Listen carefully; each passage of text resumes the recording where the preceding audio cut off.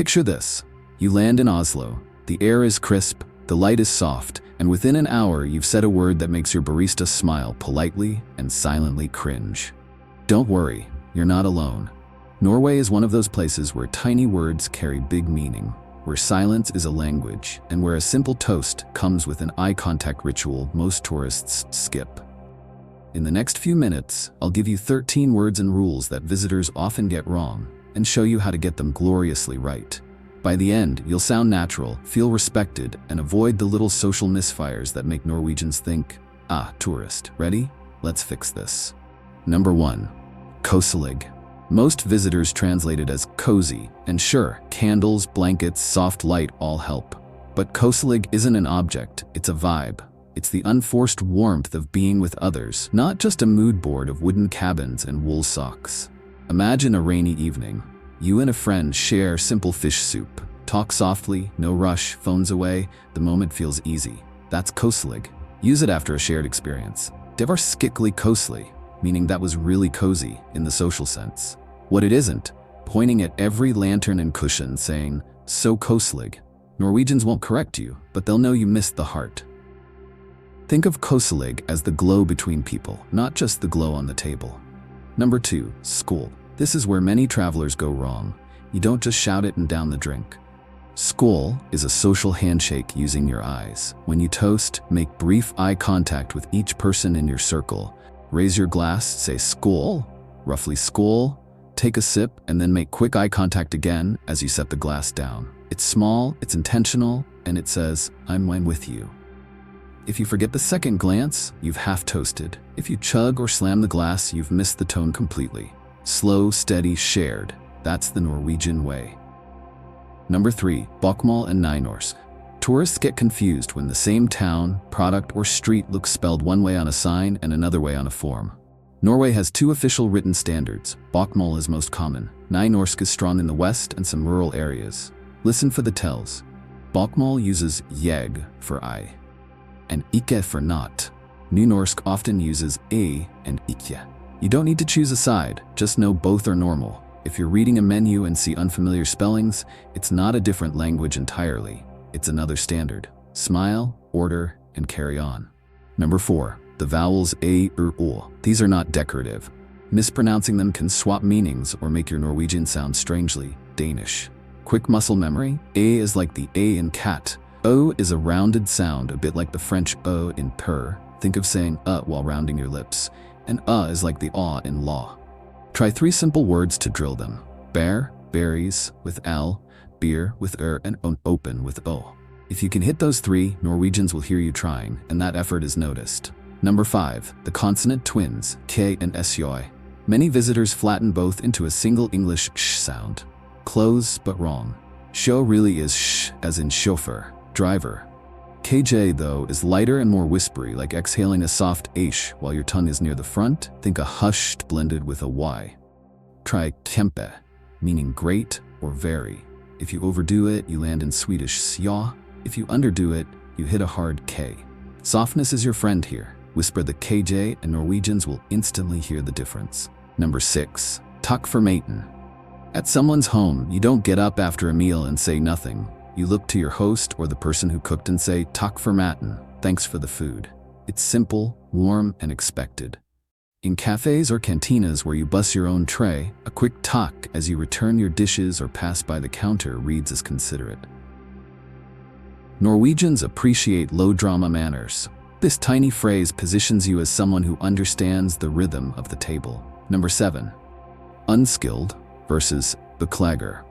Both relate to apologies, but they carry different weight. Unskilled is your excuse me. You use it when trying to pass someone in a tight space or get attention politely. Beklager is I'm sorry, for actual mistakes or lateness.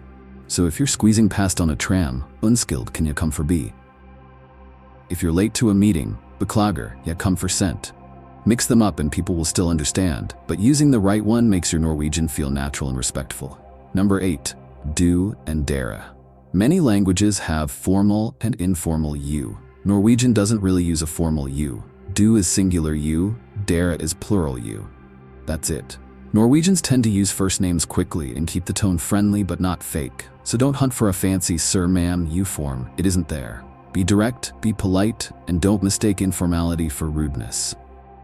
It's a culture that values equality and straight talk without edge. Number 9. Upgrading your takk. There's more than one way to thank someone, and the right one can make your gratitude feel just right. Takk is enough for quick moments. Doors held, coffee handed over. Tusen takk, 1,000 thanks, adds warmth.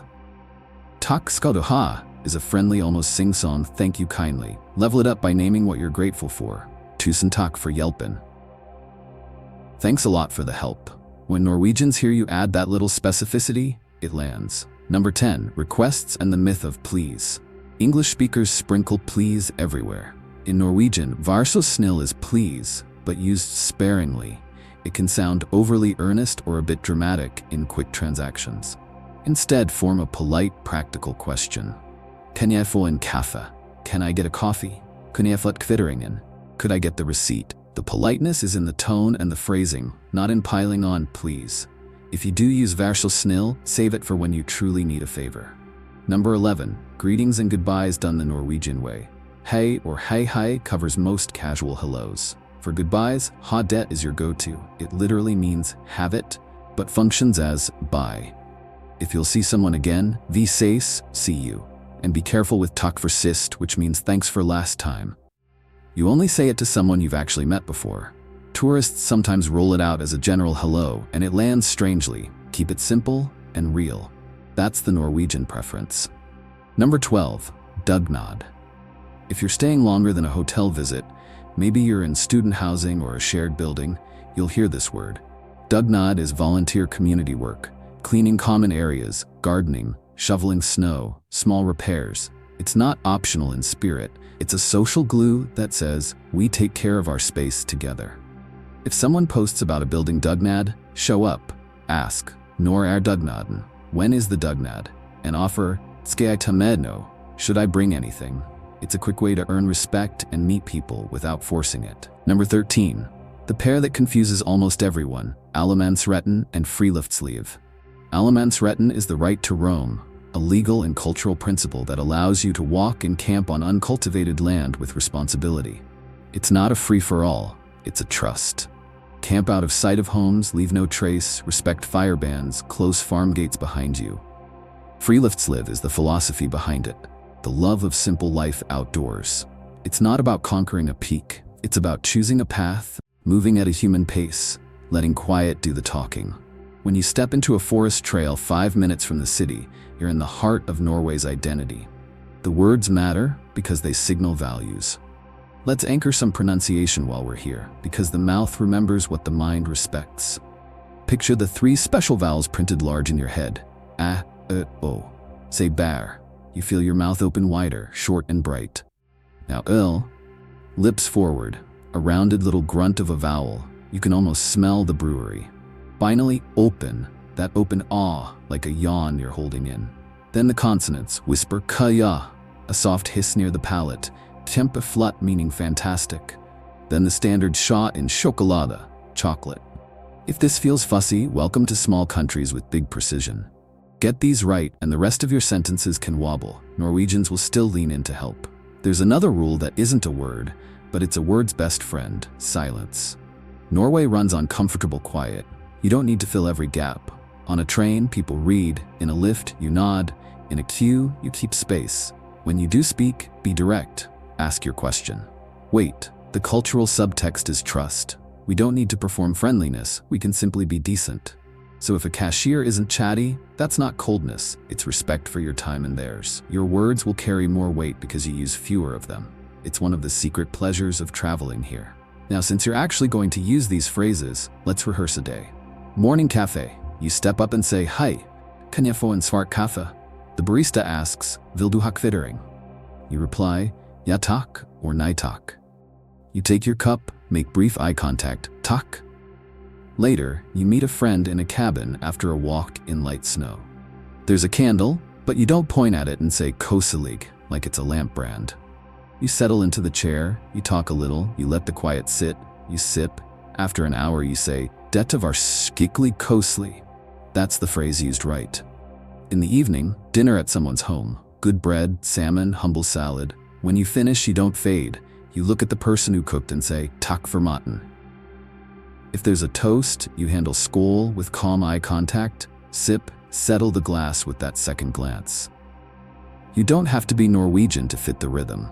You just have to honor it. Let's talk about what happens when you see dual spellings on a sign. Maybe ikke and ikke on 2 notices, or jeg and egg in a brochure and a poster. You now know Bokmål and Nynorsk, twin standards. You don't need to pronounce them differently mid-sentence. You just accept the landscape. If you're the curious type, you can ask, Er dette Nynorsk? Is this Nynorsk? People will usually smile politely and say yes. It shows you've done some homework, and a little homework goes a very long way here. Another tiny upgrade that tourists miss. When you bump someone gently on a tram or need to slip past on a narrow pavement, go for Unnskyld as a quick, soft tap of sound. It's not groveling, it's just checking in. If you did something that needed a real apology, spilled a drink, arrived late to a meetup, then Beklager plus a short reason is perfect. No long speech, no dramatic hand-wringing. A crisp apology is more Norwegian than a flowery one. Since you're clearly aiming to speak well, here's a mini speed drill you can literally whisper to yourself. Hei, kan jeg få en kaffe? Takk, then Unnskyld, kan jeg komme forbi? Beklager, jeg kom for sent. Next, det var skikkelig koselig. Then the vowels, bar, øl, open. And finally the toast line with the ritual in your head, Skål. If you practice that once before you land and once after you drop your bag, you'll feel your tongue loosen and your confidence rise. There's a kindness baked into all of this. Norway's social rules aren't about trapping you in mistakes. They're about keeping life smooth for everybody. When you learn to put your tray away, to say Takk for maten, to make eye contact on a toast, to value quiet, you're joining a choreography that lets strangers share space without friction. That's why dugnad matters. That's why allemannsretten carries such responsibility. That's why friluftsliv is a habit, not a hashtag. The words are signposts pointing to shared values: modesty, trust, care for common spaces, and confidence without show. So here's a rapid recap for your memory. Koselig is a shared feeling, not a candle. Skål uses your eyes twice. Bokmål and Nynorsk are both normal. Don't panic at the spellings. A, o are real vowels. Treat them with respect. Ka is a whisper, soy is a shesh. Takk for maten closes the meal with grace. Unnskyld moves you through crowds. Beklager mends a mistake. Du and dere are your only use, informal but polite. Takk, tusen takk, and takk skal du ha let you dial in gratitude. Requests are questions, not please parades. Hei, hade, vi ses, and takk for sist have very specific homes. Dugnad is show-up community. Allemannsretten gives you freedom with responsibility, and friluftsliv invites you to belong to the outdoors without conquering it. If you've made it this far, you're not just visiting Norway, you're joining it, at least for a while. Try 2 challenges on your next trip. Challenge 1. In a cafe or bakery, order all the way through in Norwegian, even if it's slow. Hei, kan jeg få en kanelsnurr og en kaffe? Tusen takk. You'll be understood, and you'll earn that gentle nod that says, nice. Challenge 2. During your first toast with new friends, remember the eye contact before and after. No theatrics, no clinking frenzy, just steady presence. That small moment might be the one you remember years later, because it's when you felt part of the circle. I'd love to hear your Norwegian wins and near misses. What word felt impossible until it suddenly clicked? Did you nail KJ, or did it sound like a tire losing air? Drop your best attempt in the comments. Write 1 full sentence in Norwegian, anything from Hei, jeg heter, to Det var skikkelig koselig, and I'll cheer you on. If this helped you feel more at home in Norway, share it with a friend who's traveling, and check out my other videos on culture shocks, dining rules, money surprises, and social etiquette. They're packed with quick, practical examples you can use the same day. Vi ses, see you soon, and until then, takk for at du så på. Skål.